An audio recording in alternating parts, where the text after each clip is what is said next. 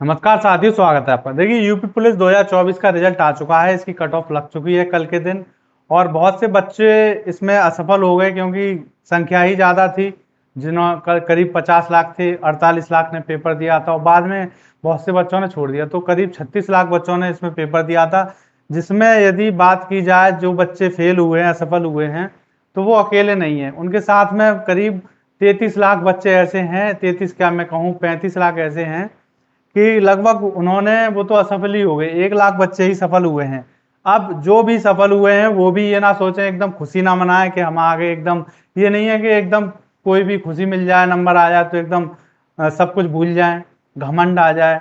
तो ऐसा कुछ नहीं होना चाहिए, क्योंकि अभी जितने भी बच्चे इसमें आए हैं 2.5 गुना, 1,74,316 बच्चे जो हैं, इनमें ये कोई पक्के थोड़ी हैं। इनमें भी जाएंगे तो उतने ही जितने वैकेंसी हैं, 60,000। तो ये बच्चे भी, इनका भी कोई इसमें से 1 लाख करीब 12,000 बच्चे तो बाहर ही निकलेंगे, 1,14,000। तो वो बच्चे कोई भी हो सकता है, आप भी हो सकते हैं। अभी आपको लग रहा हो मैं रनिंग भी कर लूंगा, डॉक्यूमेंट भी सही है, लेकिन बाद में किसी को नहीं पता कि फाइनल मेरिट कितनी जाएगी। क्योंकि बात की जाए कट ऑफ की, तो ये जो कट ऑफ है, ये कट ऑफ उतनी है जितनी की फाइनल की आशंका की जा रही थी। क्योंकि हर बार 200 से ऊपर, 214 या 220 के लगभग जो कट ऑफ होती है वो फाइनल होती है, जो लास्ट में मेरिट के बाद लगती है। अभी ये 214 है जनरल की, तो ये फाइनल मेरिट के बाद क्या पता 224 हो जाए, 230 हो जाए। तो उसका किसी को कुछ नहीं पता। क्योंकि ये मेरिट इतनी हाई इसीलिए गई है, इसका एक कारण ये भी हो सकता है कि पेपर आउट। देखिए, पहले पेपर आउट हुआ था इसका, जो फरवरी में हुआ था। तो वो पेपर यदि आउट नहीं हुआ होता, बच्चों ने धरना नहीं दिया होता, लखनऊ में जाके कितनी मेहनत की थी बच्चों ने, कई दिन धरना दिया, तब जाके दोबारा पेपर कराया गया। यदि ये दोबारा पेपर नहीं होता तो वो आउट हुए, मतलब जो लोग करके आए थे 150 में से 140 क्वेश्चन ठीक करके आए थे, तो उन्हीं लोगों ने मेरिट बढ़ाई है। तो ऐसा तो है, हो नहीं सकता कि सभी के सभी पकड़ गए हों दोबारा भी। किसी ने मतलब ओएमआर खाली छोड़ देते हैं, उस पर गोला भर देते हैं। तो ये भ्रष्टाचार तो चल ही रहा है। अब मान लीजिए ऐसे 10,000 बच्चे भी पहुंच गए, 10,000 या 15,000 पैसे देकर घूस खाने वाले और ओएमआर सीट खाली छोड़ने वाले, उसकी वजह से उनके नंबर वो कितने करेंगे सही? 150 में से 140, 145। उसकी कहीं भी कोई जांच नहीं होती, क्योंकि किसी के नंबर नहीं दिखाए जाते। अब उनकी वजह से क्या होगा कि मेरिट चलेगी 145 से ऊपर। मेरिट कहां से शुरू होगी? 145 से नीचे 144, इस पे आगे 2,000 बच्चे, इस पे आ गए 1,000 बच्चे। अब ऐसे घटते घटते मेरिट आ गई आपकी 210 पे। तो ये 210 हैं जो मेहनत करने वाले, क्योंकि पेपर इतना सरल नहीं था कि कोई 210 से ऊपर सोच भी सके। ज्यादा 220 ला सकता है। अब 220 से ऊपर तो यही लाए होंगे, 145 क्वेश्चन ठीक करके आ गए, 144 करके आ गए। तो मेहनती बच्चों की संख्या यदि मानी जाए तो 20,000 बच्चे ही इसमें जो ईमानदारी से गए हैं पढ़ के, वही पहुंचे हैं, बाकी मेरिट में रह गए। क्योंकि ज्यादातर बच्चों, यदि इसमें बिल्कुल भी घोटाला नहीं होता, कोई भी नकल वगैरह नहीं होती, पेपर लीक नहीं हुआ होता, हो गया होगा दोबारा, किसी को नहीं पता, तो मेरिट इतनी हाई नहीं जाती।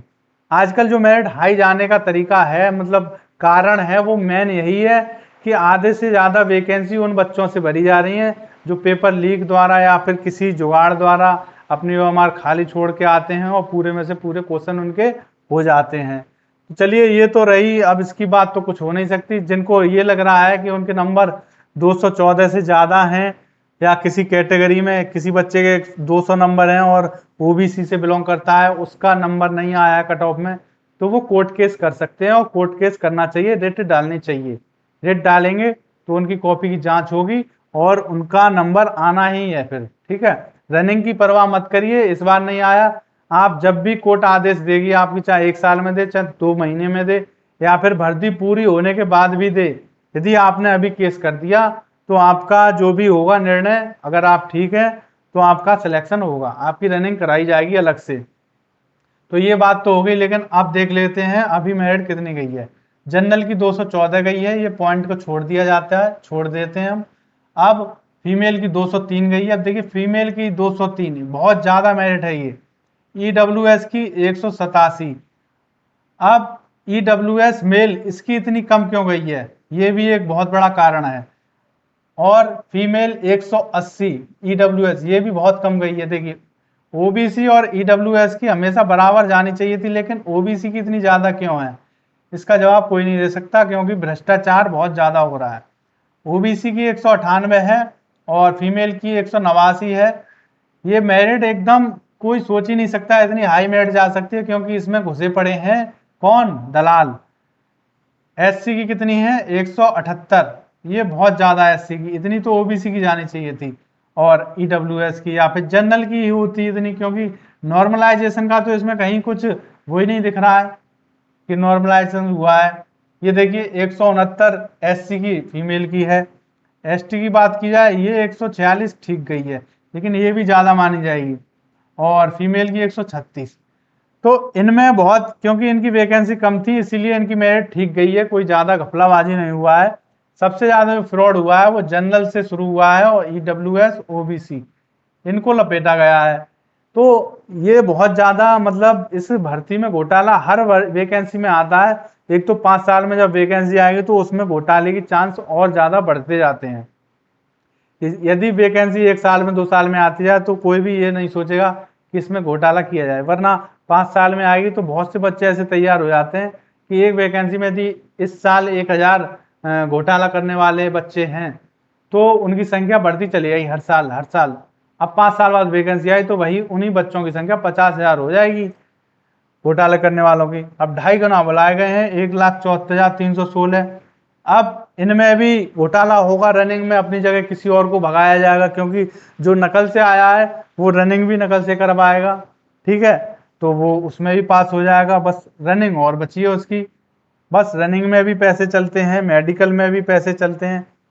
डीबीपीएसटी है, इसमें बहुत से निकाल दिए जाते हैं, लंबाई कम होती है, आपने देखे होंगे कि लंबाई कम है फिर भी उनको ले लिया जाएगा। तो अगर डीबीपीएसटी की बात की जाए, जिन बच्चों का आ गया है उनका मतलब दिसंबर के तीसरे सप्ताह से डीबीपीएसटी चालू हो जाएगा, और पीईटी जो होगा उनका जनवरी के तीसरे सप्ताह में होगा।